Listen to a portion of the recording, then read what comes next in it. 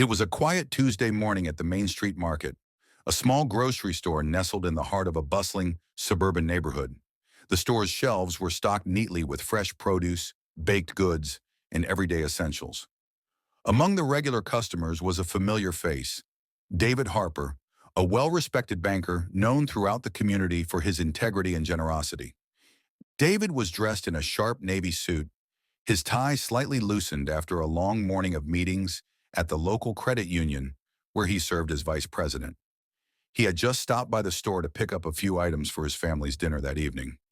As David approached the checkout counter, he placed his items neatly on the conveyor belt.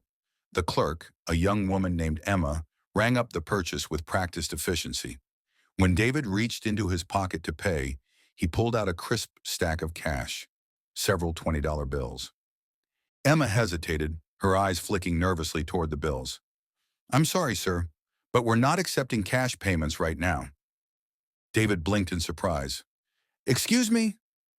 Emma repeated nervously, "Our register is down, and the manager told us to avoid cash transactions until it's fixed." David nodded slowly. "I understand. How long will the system be down?" Emma shrugged. "I don't know. Maybe a few hours." David offered a polite smile. "All right, I can wait or come back later." Just then, a small crowd gathered behind David, noticing the awkward interaction. Some customers exchanged curious glances. David reached into his wallet and pulled out a credit card. As he handed it to Emma, she took it cautiously. When the transaction went through smoothly, relief spread across her face. "Thank you," David said, gathering his groceries. "By the way, I'm David Harper. I work at the community bank down the street. If there's ever any way I can help with the store's accounts or finances, please don't hesitate to ask." Emma looked up, surprised by his kindness. "Thank you, Mr. Harper. I didn't realize." David smiled. "It's all right. Sometimes we all have moments where we don't see the full picture.